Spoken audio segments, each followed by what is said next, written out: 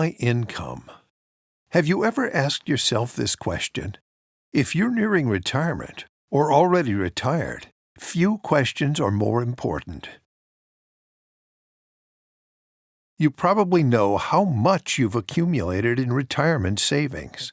However, knowing your number is not the same as knowing your income.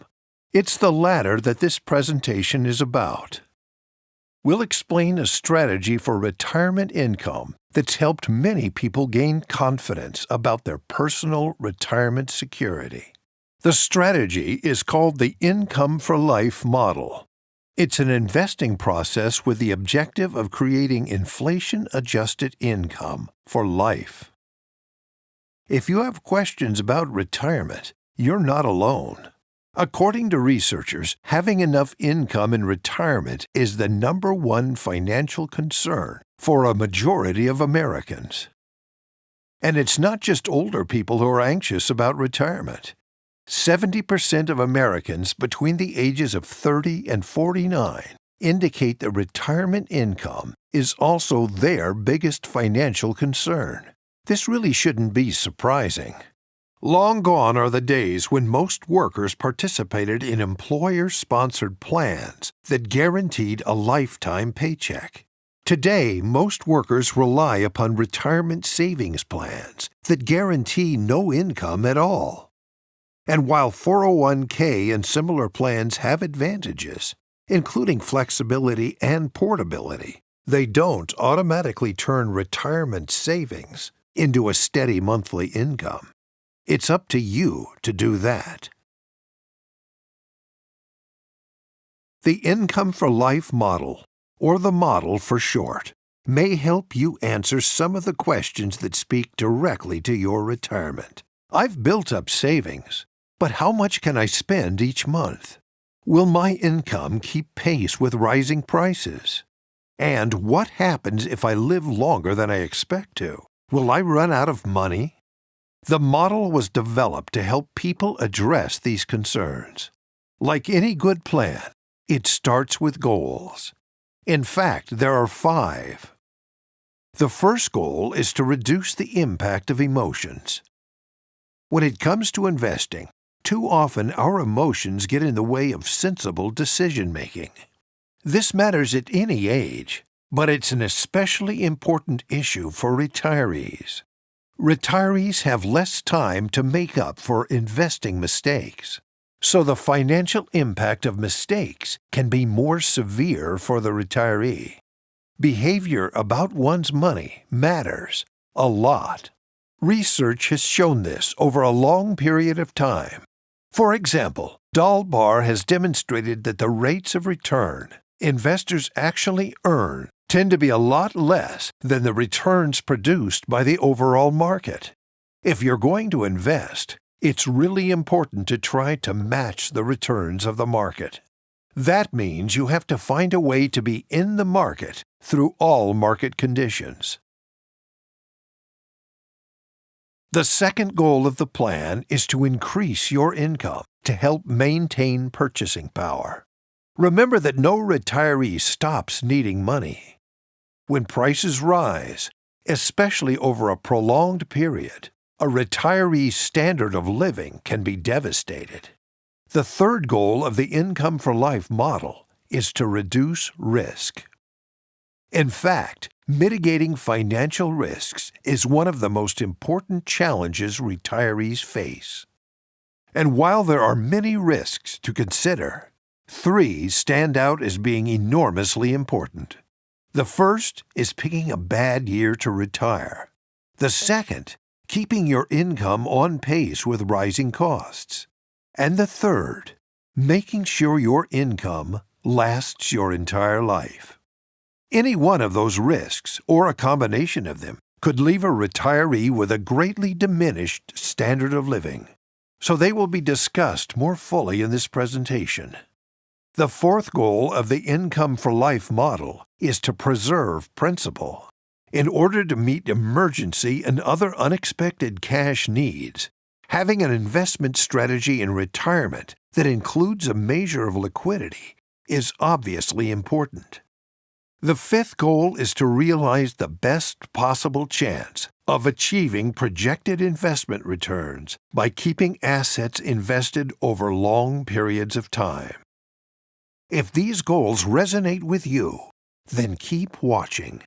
In the next few minutes, you'll learn how the Income for Life model seeks to help you gain a stronger retirement.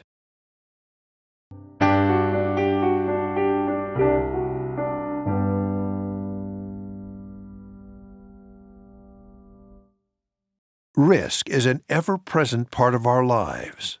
Through our actions, we try to manage risks all the time. Risks can be reduced through either a transfer of the risk or avoidance of it. Think about how we do this with our children. To avoid risk, we teach our kids not to play with matches, and to drive safely, and to shun taking drugs or engaging in risky behavior. We also regularly transfer risks. To protect against the financial cost of having to replace a home destroyed by fire, we purchase homeowner insurance. In this way, we transfer the risk to the insurance company. For retirees, avoiding or transferring financial risk is hugely important. But let's dig deeper into the three big risks, starting with timing risk.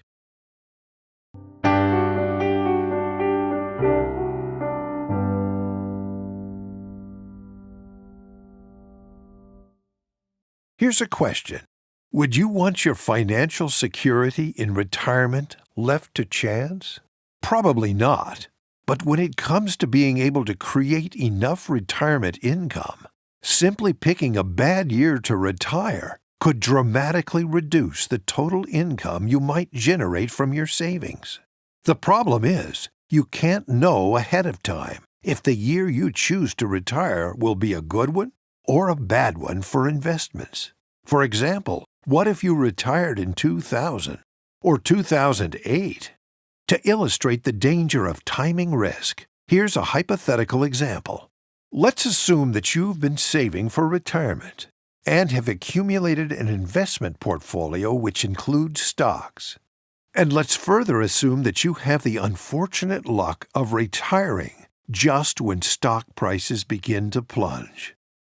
Say your objective is to withdraw enough savings from your portfolio to generate $1,000 in monthly income.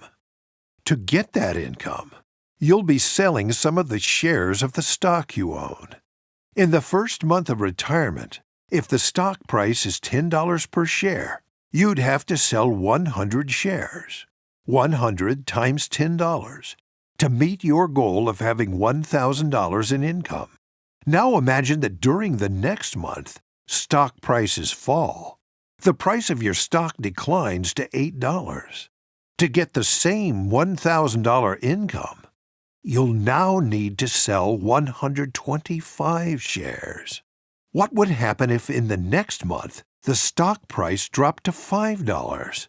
Well, now you have to sell 200 shares to realize the same $1,000. If the slide in stock prices continues, there's a danger that your withdrawals could wipe out your entire portfolio. Now imagine there's a turnaround in share prices. Even though the prices recover to some extent, the upturn in prices can't help you. That's because the shares you've already sold are now irrevocably gone from your portfolio. They're no longer available to appreciate in price. That's money that's been spent. As retirement columnist Robert Powell stated in his Market Watch columns, get the timing right, and your money is likely to last over the course of your entire retirement.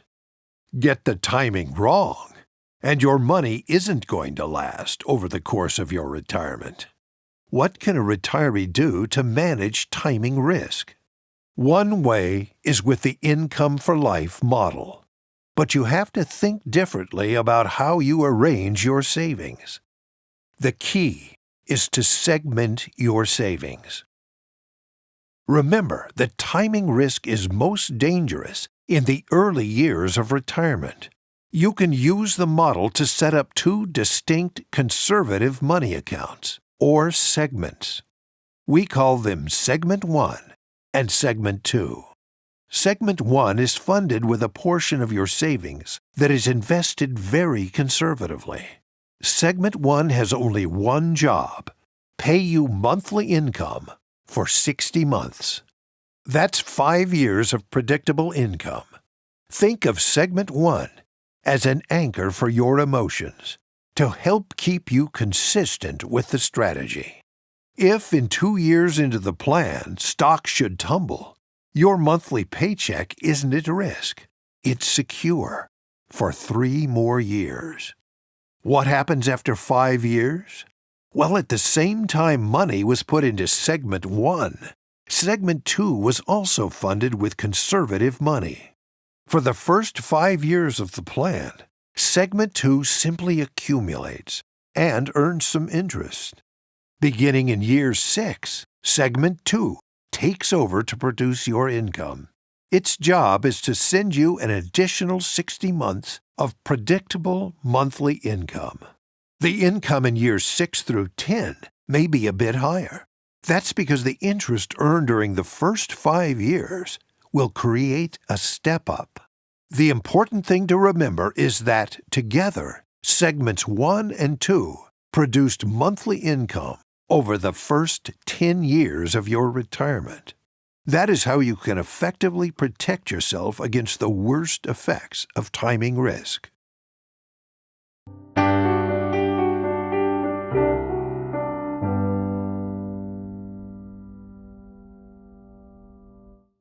Let's look at the second big risk: increasing prices. If you're getting ready to retire, it could be true that you paid less for your first house than you did for your most recent car. Increasing prices are a threat to any retiree's standard of living. That's why it's so important to try to mitigate the effects of prices that rise. So how does income keep pace? This is where your investments in stocks may help. Remember that investment performance cannot be guaranteed, and past performance is no guarantee of future results. But it's also true that, historically, stocks have outpaced inflation over long periods of time. For example, research from Ibbotson Associates showed that from 1949 through 2012, in 100% of 20-year rolling periods, large-cap stocks produced average annual returns that were significantly higher than inflation. What's more important is keeping your investments in the market long-term. Giving investments time is absolutely critical. How do you remain invested? Fight your impulses to sell when stocks are volatile and stock prices falling? The answer is segmenting your savings. The Income for Life model seeks to create income that keeps pace with inflation. To do this, at the inception of the model, we would have set up 4 additional segments: 3 to produce income in years 11 through 25, and 1 segment to create additional liquidity in the plan. Each of these 4 segments contains an allocation of stocks. The segments that are held for the longest period receive the smallest share of your savings, but they are also the segments that seek the highest returns. Segment 3 is held for 10 years, Segment 4 for 15 years, and Segment 5 for 20 years. Together, these 3 segments are earmarked to produce income that we hope will increase along with inflation. Segment 3 will produce monthly income in years 11 through 15, Segment 4 in years 16 through 20, and Segment 5 in years 21 through 25. In the future, when it's time to access a segment to produce income, the money will be placed into a conservative money vehicle to make certain that your monthly income is predictable. This is a key principle of the Income for Life model. If you know that your monthly income is stable, it will be easier to remain consistent with the overall plan. If over time stocks perform well, the monthly income will increase. The key advantage is that the model enables you to designate specific sums of money to specific purposes, namely creating monthly income for specific phases of your retirement. In other words, this is a plan, the financial equivalent of a map or GPS to help you get to your personal retirement destination. Before we talk about the third big risk, let's address Segment 6. Segment 6 received the smallest share of savings, but it's held for the longest time, 25 years. It may include the highest share of stocks. Segment 6 seeks to create capital appreciation and additional liquidity. Remember, liquidity was one of our 5 key goals.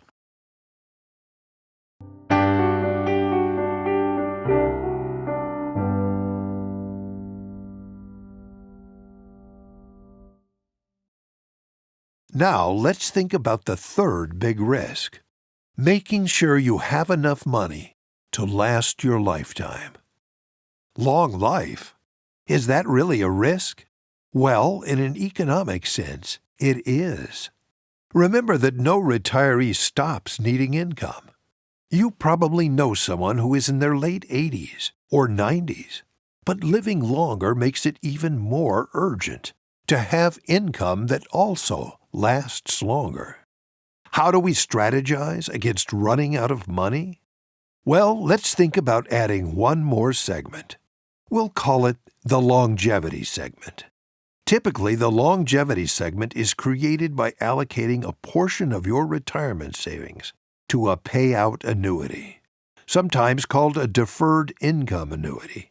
It's a vehicle designed to provide lifetime monthly income. Generally, with the model, the longevity annuity begins to pay guaranteed monthly income in year 11. Why then? It's because segments 1 and 2 already cover your first 10 years of retirement with predictable monthly income. It's in year 11 when we would tap segment 3, which may have included some stocks.